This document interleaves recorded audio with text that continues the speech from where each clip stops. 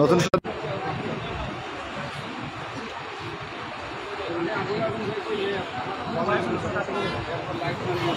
নতুন শতাব্দীর দৈনিক শ্যামল সিলেট থেকে আপনাদের সবাইকে স্বাগত জানাচ্ছি। আমি আলী হায়দার মৃদুল অবস্থান করছি নগরীর কুমারপাড়ায়। অল্প কিছুক্ষণ আগে নগরীর কুমারপাড়ায় যে বায়োজিন রয়েছে সেটির পার্কিংয়ের ভিতরে যে জেনারেটরটি রয়েছে সেই জেনারেটরটি ওভারলোডের কারণে সেই জেনারেটরে আগুন ধরে যায় এবং এরপর একটি অগ্নিকাণ্ডের ঘটনা ঘটে এবং অগ্নিকাণ্ডের ঘটনা ঘটা পরবর্তীতে আমরা দেখতে পাচ্ছি ইতিমধ্যে এখানে ফায়ার সার্ভিস এবং এলাকাবাসী যারা রয়েছেন তাদের সমন্বয়ে আমরা ইতিমধ্যে দেখতে পেরেছি যে সেই আগুনটি নিয়ন্ত্রণে নিয়ে আসা হয়েছে এবং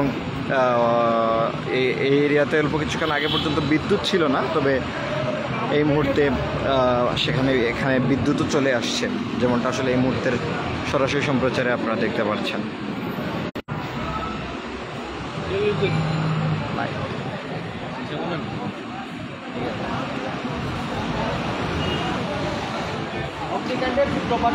ভাই, অগ্নিকাণ্ড কিভাবে ঘটেছে এবং কি জানলেন আপনি? এখানে আসার পর কি জানলেন? আসার পর জানছি এখানে জেনারেটর থেকে জেনারেটর হিট হয়ে মনে হয় আগুনটা সূত্রপাত। কতক্ষণে আগুন নিয়ন্ত্রণে এসেছে? কতক্ষণ? 10 থেকে 15 মিনিট। আবহাওয়া কি জেনারেটরের ভিতরেই আগুনটা রয়েছে, এটা দেওয়া হয় নাই, স্প্রেড করে নাই। এখন সর্বোপরি অবস্থা কেমন অত্র এলাকার? অর্থ ভালো, এখন আর কোনো নাই। হ্যাঁ, ধন্যবাদ। আপনি আরেকজন এলাকার স্থানীয় আছেন, ভাই একটু কথা বলি, কি দেখেছিলেন এবং এখন কি অবস্থা এখানে?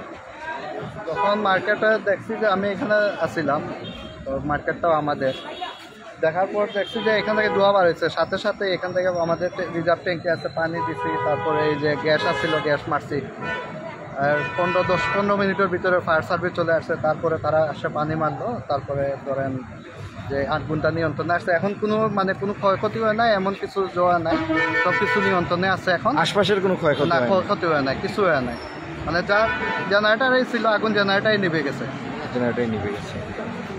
ধন্যবাদ আপনাকে। দর্শক, আমরা অবস্থান করছি নগরীর কুমারপাড়ায়। আগুনের ঘটনা শোনার পর অত্র এরিয়ার যারা ব্যবসায়ীরা রয়েছেন তাদের মধ্যে একটি আতঙ্ক দেখা দিলেও সেই আতঙ্ক বেশি সময় স্থায়ী হয় নাই, কেননা এখানে একটি জেনারেটর থেকে আগুন লাগে এবং জেনারেটরে আগুন পরবর্তীতে নিয়ন্ত্রণে চলে আসে। তো এই ছিল নগরীর কুমারপাড়া থেকে আমার কাছে সবশেষ সাথে থাকার জন্য সবাইকে আন্তরিক ধন্যবাদ জানিয়ে বিদায় নিচ্ছি। আসসালামু আলাইকুম।